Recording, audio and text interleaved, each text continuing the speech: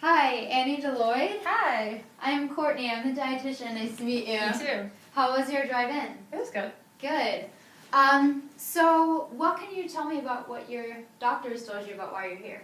Well, they said I have chronic kidney failure, but Okay. I don't really know much about it, so. Okay.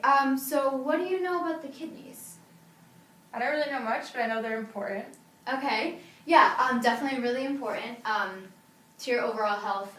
So the kidneys work as a filtration system. So everything that's in your blood is going to be filtered through the kidneys and turned into urine.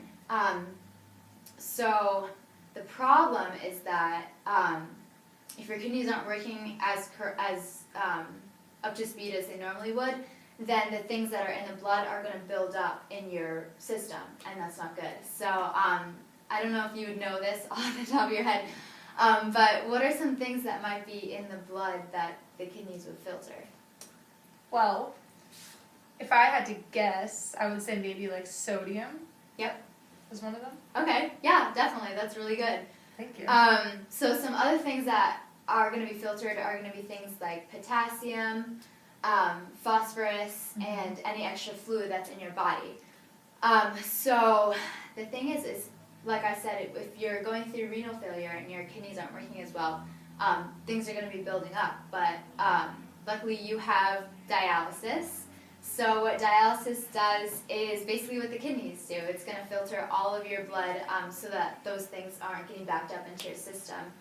But you're only going to dialysis a couple times, maybe every 3 days. So what you're going to need to do is help out your kidneys in between visits to dialysis to make sure that everything is working and that you're just helping out your kidneys in between dialysis so that they can make it to the next visit.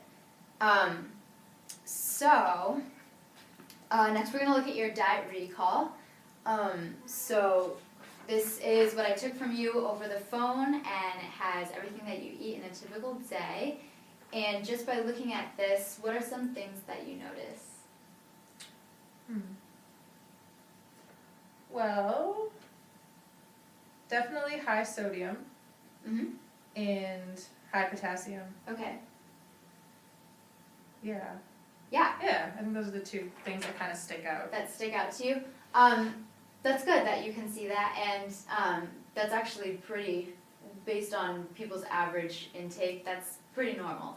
But what I've set for your goal is to have your potassium and your sodium be at 1,500 milligrams per day. So what do you have for right now?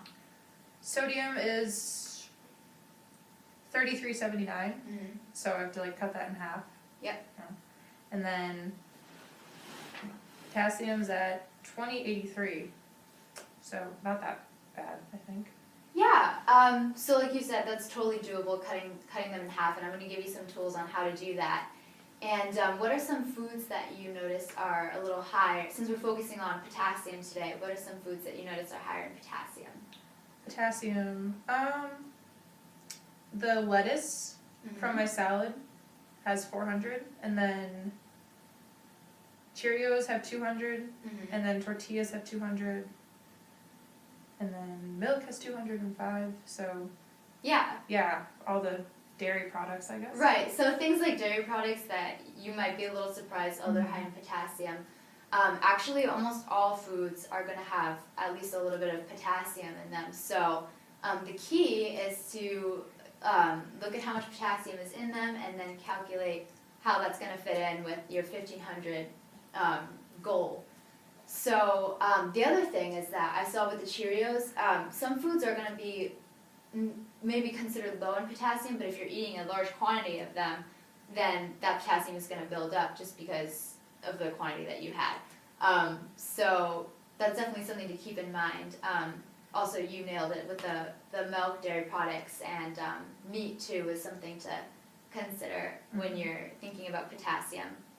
So that's really good. So I'm going to show you some nutrition facts labels. I don't know how familiar you are with nutrition facts labels. How often do you look at them? I mean, definitely sometimes, but not as much as I should. Okay. Yeah, so... I know what they are, but... Yeah, So what are some things that you might look at if you're looking at a nutrition facts label? I think what sticks out to me right away would be calories. Mm-hmm. And then I usually look at sodium. Yeah. And then I also look at the servings per container. So those are probably the 3 things. Oh, and also, I definitely look at the ingredients too. But okay. I think for like the facts, those are the 3 that I would look at. Yeah, and those are all good things to definitely make note of. The most important part of the nutrition facts label is going to be your serving size. So that's really good that you look at that. So what can you tell me about the amount of potassium in the Triscuits? There's 115 milligrams. Mm-hmm. Okay, and do you think that's high or low? I think it's high. It's on the upper side, yeah. but so high is about 200 milligrams or above. So okay. yeah, it's on the higher side.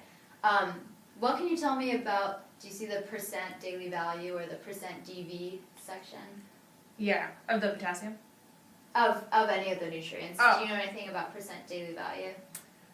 Honestly, I don't really. I kind of always ignore that side. Yeah, okay. A lot of people do, so that's not unusual at all. So your percent daily value is the percentage of that nutrient that you're going to be intaking compared to what you're going to be needing overall. Mm-hmm. So your potassium on here is at 3%.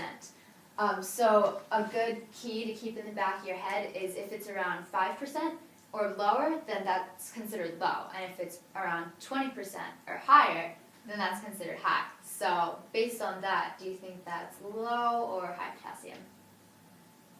Low. Yeah, definitely. 5% or lower. So that was an easy one. But let's look at another one just so you have just something to contrast. What do you see for the potassium there?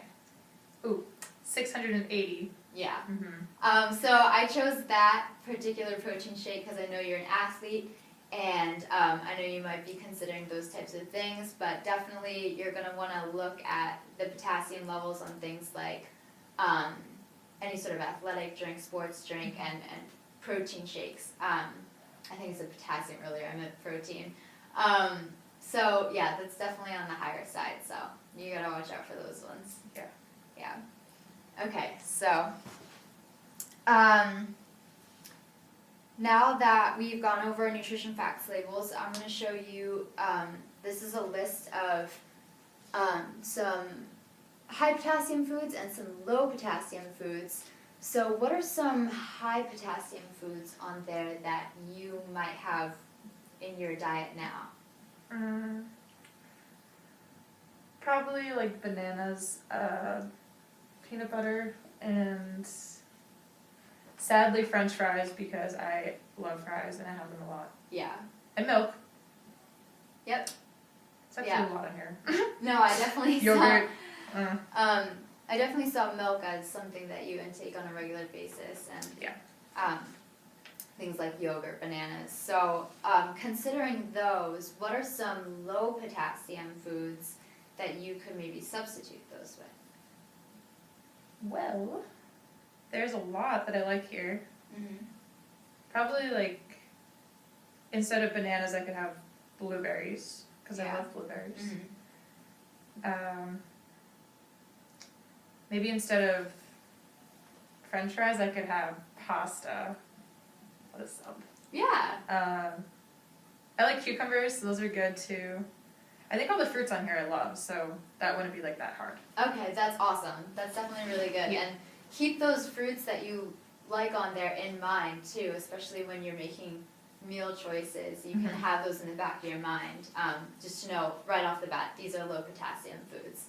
So keeping those things in mind, let's make this a little more day to day. So if you're thinking of like something you might have for lunch, what's an option that you might have if you were putting your lunch together? Can I repeat some of the... Sure, okay. Yeah, definitely. Well, I do like pasta, so I would probably choose that over, like I know for this I did the salad. Uh-huh. So I could probably do like a pasta with like cucumbers or peppers or something. And then have like a side of one of these fruits, which like I like any of them, but I like blueberries and blackberries. And Okay.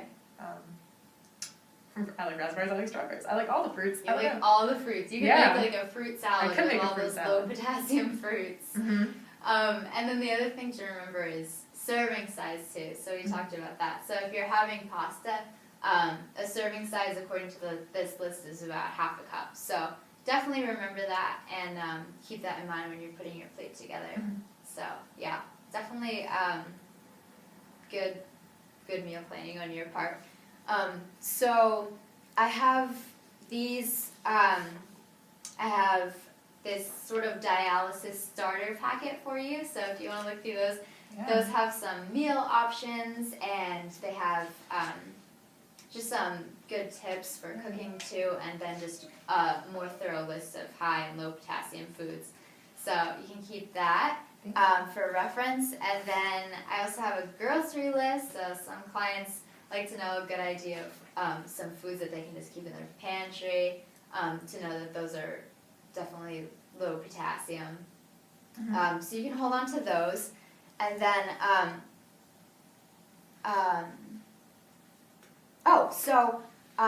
after this session, what are some things that you can tell me that you've taken away from? Well, I definitely learned a lot, I think, in this session. Like, I know kind of what to eat and what not to eat now. Mm-hmm. And I kind of got a sense of what potassium really is and, like, how it can affect you. Yeah. So I think this is really helpful, especially this list of high potassium and low potassium foods. Yeah. So. Yeah. The thing about that list is you can't take it. I mean, you're not going to be taking a piece of paper with you everywhere. Yeah.